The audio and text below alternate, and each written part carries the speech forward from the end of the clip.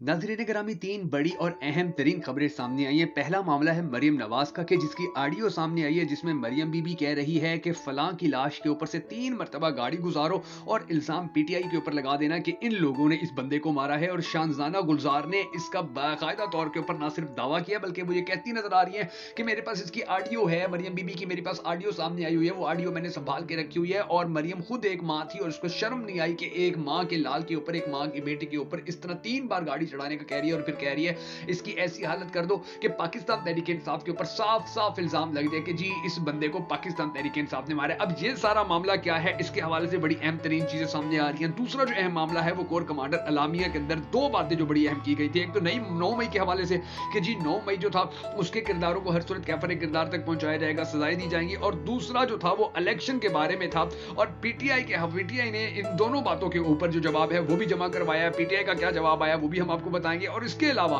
जो 2 number form 45 जारी किए गए, अब उसका पहला बाकायदा तौर के ऊपर नतीजा यानी कि एक तो होता है ना गैर हतमी गैर सरकारी, ये सरकारी और हतमी नतीजा सामने आया जिसके अंदर पता चलता है कि जी अब इलेक्शन कमीशन की धांधली जो पकड़ी गई है, तो इलेक्शन कमीशन किस तरह से बैक फुट पे जा रहा है, कैसे बैक धुआं मार गया और किस तरह से अब इलेक्शन कमीशन जो है वो नए नए बहाने बना रहा है, नई नई बातें सामने आ रही है। इस हवाले से भी जो चीजें हैं वो आस्ते आस्ते सामने आ रही हैं, वो क्या है वो भी हम आपको बताएंगे, आपको सुनवाएंगे। ऑडियोज आई हुई हैं, वीडियोज आई हुई हैं और अखीर लेवल की अब गेम बन चुके हैं यानी कि इलेक्शन कमीशन भी बड़ी बुरी तरह फंसा हुआ है इस वक्त जो मरियम बीबी है वो भी बड़ी बुरी तरह फंसी हुई है। उसकी ऑडियो का मामला भी आ रहा है और मरियम बीबी की फिर जो आगे खवातीन जो मरियम बीबी ने रखी हुई हैं जवाब देने के लिए, जैसे उज़मा बुखारी जैसी लोग हैं, वो अब मैदान में आई हुई हैं और वो कह रही हैं कि जी हम तो अब शांता के खिलाफ कानूनी कार्रवाई करेंगे, अदालत में जाएंगे, ये ऑडियो हर सूरत सामने लेके आए, हम किसी के बारे में ऐसी बातें नहीं करते हैं। मरियम बीबी किसी का कत्ल नहीं करवा सकती है, किसी की जान नहीं छीन सकती है, किसी को मौत के घाट में उतरवा सकती है, किसी की लाश की इस तरह बेहुरमती नहीं करवा सकती। ये सारे मामला जो हैं अब इनकी थोड़ी थोड़ी डिटेल सामने आई है कि वो बंदा कौन था जिसके बारे में मरियम बीबी ये सारी बातें करती रही थी और किस तरह से अब इलेक्शन कमीशन की जो 2 नंबरी है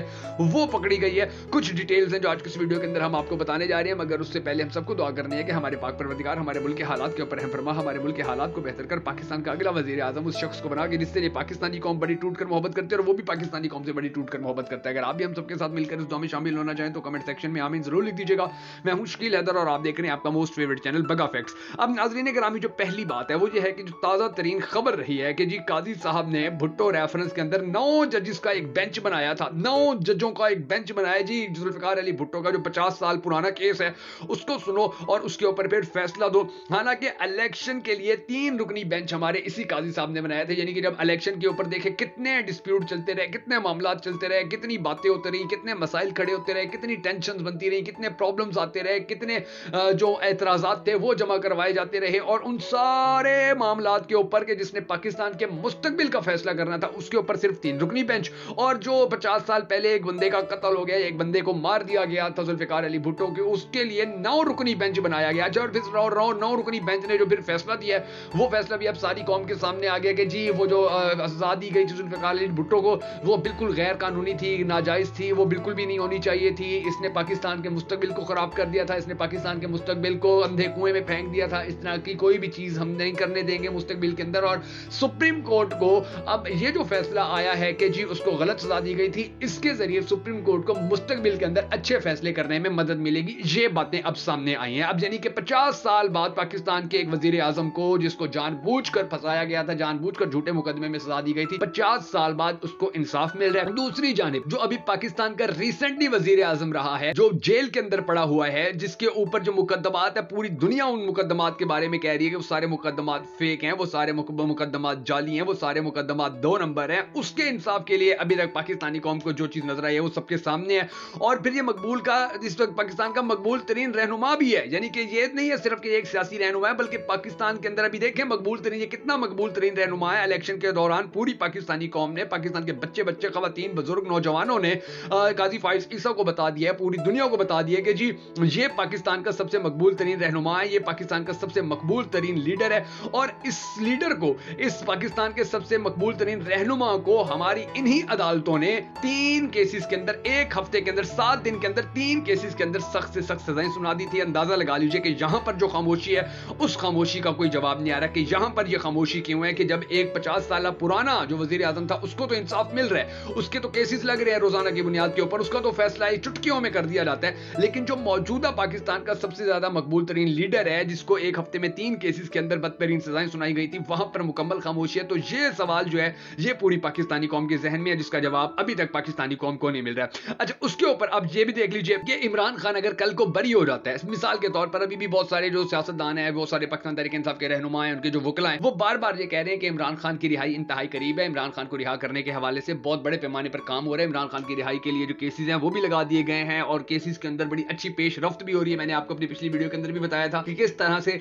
इमरान खान की जो आज़ादी है, इमरान खान की जो रिहाई है, अब उसके हवाले से मुसलसल काम तेज होता चला जा रहा है। यानी कि जो सरकार के प्रोसिक्यूटर्स थे वो अदालत में ये कह उन्होंने आके बहाना बनाया कि जी हमारे जो वकला हैं वो चेंज हो रहे हैं, हमारे वकला कुछ तब्दीली के बाद जी हमें और मजीद टाइम चाहिए होगा कि हम आगे नई तैयारी करके आए और फिर जो दोबारा केस है उसको सुना जाए। तो वो जो जज साहब थे उन्होंने कहा नहीं, ऐसी कोई बात नहीं है। उन्होंने पीटीआई के वकील को सलमान अकरम राजा साहब और ये दूसरे जो वकला थे इनको कहा जी आप बोलिए। तो 1 घंटा पाकिस्तान तहरीक इंसाफ के वकील ने बातें की, 1 घंटा तक दलाइल दिए और तकरीबन 22 ऐसे सुकम, 22 ऐसी खामियां निकाल दी हैं कि जिन खामियों को सामने रखा जाए तो फिर इमरान खान की सजा किसी सूरत बनती नहीं थी। और वो जो जस्टिस आमिर शहजाद हैं, जिनको पाकिस्तान तहरीक इंसाफ जिनके ऊपर बड़े ज्यादा इल्जामात लगाती है, जिनसे बड़े ज्यादा पाकिस्तान तहरीक इंसाफ को मुख्तलिफ किस्म की जो एतराजात हैं वो हैं, अब उन्होंने भी ये कहना शुरू कर दिया। यानी कि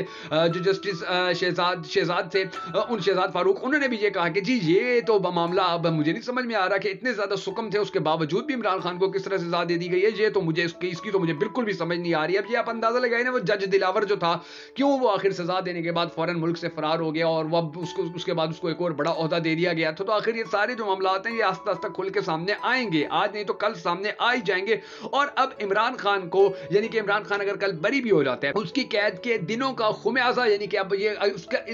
उसकी रिस्पॉन्सिबिलिटी किसके ऊपर होगी। अगर वह 1 दिन भी जेल के अंदर रहा है, मिसाल के तौर पर 1 घंटा भी जेल के अंदर रहा है, तो सवाल ये है कि कहीं ना कहीं किसी ने अगर कल को वो आजाद हो जाते तो इसका मतलब ये कि बाकी सारे जो पुराने फैसले थे वो गलत साबित हो जाएंगे। तो वो गलत फैसले से देने वालों के ऊपर भी कोई रिस्पॉन्सिबिलिटी आएगी, कोई जिम्मेदारी आएगी कि जिसने इमरान खान, जिन फैसलों ने इमरान खान को अभी 5 महीने हो गए जेल के अंदर रखा हुआ है। तो ये जो बातें हैं, इन बातों के ऊपर भी पाकिस्तानी कौम को सोचना होगा, पाकिस्तानी अवाम को सोचना होगा। अब इसके बाद जो कोर कमांडर कॉन्फ्रेंस हुई है उसके अंदर 9 मई के हवाले से बात हुई और आम इंतखाबात पर बात हुई। इलेक्शन के हवाले से मदद करने वाले इदारों को जो हमारी फौज है उसकी तरफ से सराहा गया और कहा गया जी मुश्किल हालात में फौज ने कौम को महफूज माहौल फराहम किया, जिसके अंदर कौम ने इलेक्शन लड़ा और इस माहौल में अमन और खुशी बहुत जल्द आ जाएगी और पाकिस्तान जो है वो एक नई डगर के ऊपर चल जाएगा। शेर अफजल मरवत ने फिर इसके ऊपर रिस्पॉन्स देते हुए कल एक प्रोग्राम में कहा कि जी ये मामला ऐसा है कि जिस पर कोई भी बात कबल अज़ वक्त होगी, क्योंकि पूरी दुनिया ये कह रही है कि पाकिस्तान के अंदर साफ शफाफ इलेक्शन नहीं हुआ, पूरी दुनिया ये कह रही है पाकिस्तान के इलेक्शन में रिगिंग हुई है, पूरी दुनिया ये कह रही है पाकिस्तान के इलेक्शन में धांधली हुई है, पूरी दुनिया ये कह रही है पाकिस्तानी अवाम का मैंडेट चोरी किया गया, पूरी दुनिया ये कह रही है पाकिस्तान के अंदर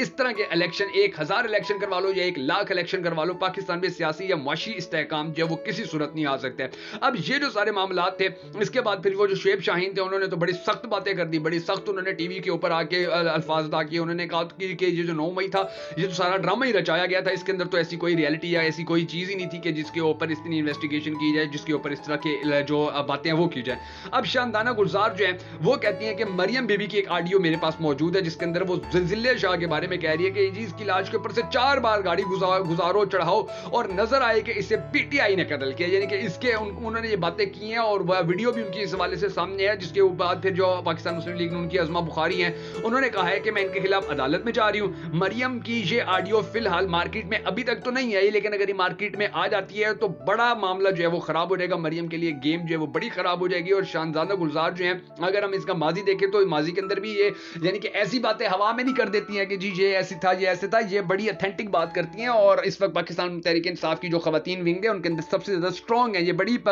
सेंसिटिव बातें करती हैं जो बड़ी हकाइक पर मबनी होती हैं, ये बड़ी यानी कि ऐसी बातें करती हैं कि जिनका पाकिस्तान तहरीक इंसाफ को बड़ा फायदा और होता है और पाकिस्तान तहरीक इंसाफ के दुश्मनों को बड़ा नुकसान हो रहा होता है, मुखालफिन को। तो इनकी जो बातें हैं उनको बंदा हवा में नहीं उड़ा सकता। अब इन्होंने अगर ये बात की है और ये अगर ऑडियो सामने ले आती है तो उसके बाद गेम सारी खत्म हो जाएगी, यानी कि फिर तो नून लीग के लिए कोई रास्ता ही नहीं बच जाएगा कि वो कहां जाएं, वो किसकी मिन्नत तरले करें। अभी देखिए पहले गोडे गिट्टे पकड़ के मिन्नत तरले करके कुछ भगोड़े को वापस ला के क्या कुछ करके इन्होंने हुकूमत संभाली है और अभी इनके हुकूमत के दिन भी ठीक तरीके से शुरू नहीं हुए हैं कि इनके ऊपर अब इस तरह के इल्जाम लगना शुरू हो गए हैं। तो ये जो चीजें हैं ये मरियम बीबी और शहबाज शरीफ की हुकूमत के लिए बड़ी परेशानी का सबब बनेगी। फिर ऊपर से इमरान खान ने जो बार बार कहना शुरू कर दिया कि जी पाकिस्तान के अंदर अब ये देखें एहतजाज की कॉल भी दी हुई है, फिर एक लॉन्ग मार्च भी किया जाएगा और इन सारे मामलात के अंदर बड़ी ज्यादा टेंशनें बनेंगी इन लोगों के लिए। ये जो अभी कह रहे हैं कि जी हम पाकिस्तान के लिए ये करेंगे, पाकिस्तान के वो करेंगे, इनके पास 1 टका तो है नहीं इस वक्त। जो हमारा खजाना है वो तो खाली पड़ा हुआ है। तो इनके लिए जो टेंशन है इनमें भी इजाफा भी होना है और आप देखिएगा कि इनके लिए सूरत हाल जो है वो मजीद गंभीर भी हो जाएगी।